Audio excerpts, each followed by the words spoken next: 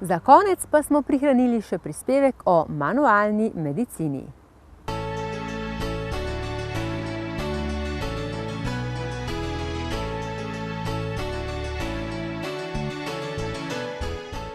Manualna medicina je področje medicine, ki obsega diagnostiko kot tudi zdravljenje težav gibalnega sistema. Z njo zdravniki specialisti odpravljajo vrsto simptomov, kot so bolečine v hrbtenici, v vratnem, prsnem in ledvenem delu, bolečine v sklepih, mišicah, težav z nespečnostjo, glavoboli, vrtoglavice in še mnogo drugega. Po podatkih Svetovne zdravstvene organizacije naj bi kar 90% ljudi vsaj enkrat v življenju imeli težave, ki so povezane s hrbtenico. Vzroki zanje so različni, prednjačijo pa predvsem obrambne spremembe, razvojne posebnosti, na katere žal nimamo vpliva, in pa napačna, predvsem prisiljena drža. Dejstvo, ki temelji na podatkih specialistov, nevrologov in ortopedov, je, da naj bi vsak tretji Slovenec imel težave z spremembami v ledvenem delu hrbtenice, vsaka tretja Slovenka pa naj bi imela bolečine v vratu in s tem povezane težave. Manualna medicina je med vsemi vrstami terapij brez zdravil klinično najbolj uspešna metoda zdravljenja težav povezanih s hrbtenico. Prijemi manualne medicine so na nek način podobni masažnim, vendar z njimi dosežemo tudi globje mišice in tkiva, ki jih z masažnimi prijemi ne moremo doseči. Lahko bi rekli, da so določeni prijemi podobni ročni fizioterapiji, vendar je razlika ta, da so specialisti manualne medicine v osnovi zdravniki. Manualna medicina je priznana kot uradna veja medicine, vendar le pod pogojem, da jo izvaja zdravnik, ki je opravil predhodno specializacijo iz nevrologije, ortopedije ali fiziatrije.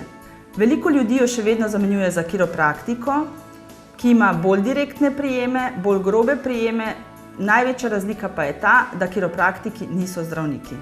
Zdravnik specialist v prvem pregledu opravi pregled celotne zdravstvene dokumentacije, se pogovori s pacientom o težavah, opravi klinični pregled, ki se stoji iz ocene drže, gibanja, preverijo se mišice in vezi z otipavanjem, opravi nevrološki pregled in tako naprej.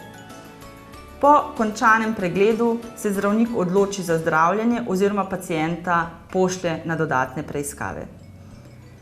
Seveda niso vse težave primerne za zdravljenje z manualno medicino. V tem primeru pacientu olajšamo pot do nasvetov drugih strokovnjakov iz drugih področij.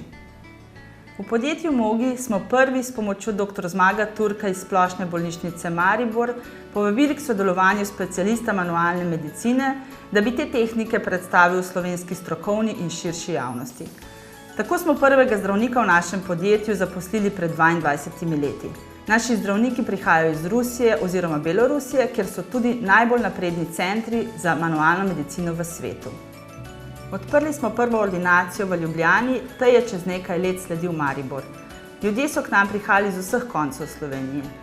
Predvsem, kadar gre za hude bolečine in velike težave, ni priporočljivo, da bi se po intenzivni terapiji človek odpravil še na dolgo pot do doma.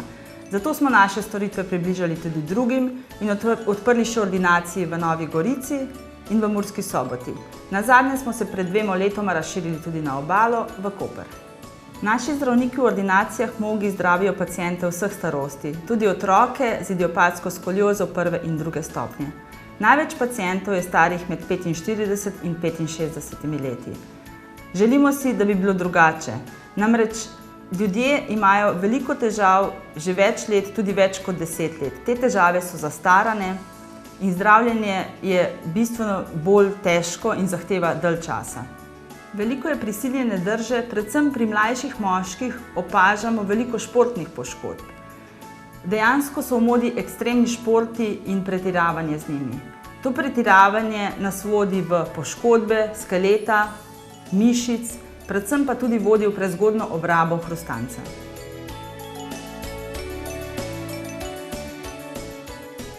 До težav s hrbtenico pride predvsem zaradi načina življenja.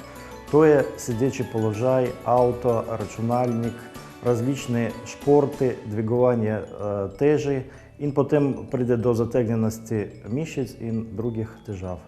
Najpogostejše težave naših pacientov so bolečine v vseh predelih hrbtenice, vrat, prsni del, križ, ledveni del. pride do zategnjenih, zakrčenih mišic, ampak če ne narediti zdravljenja, pride še do drugih komplikacij, naprimer radikulopatija, ko ukleščen živec, diskus hernija in tako naprej.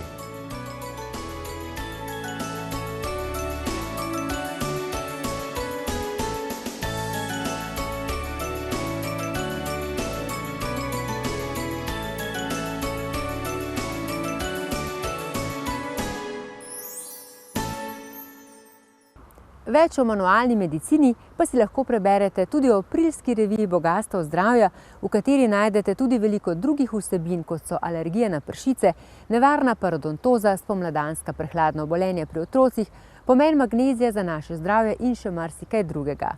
Še več pa na bogastvozdraja.si. To je bilo to v današnji oddaji. Se vidimo spet v mesecu maju.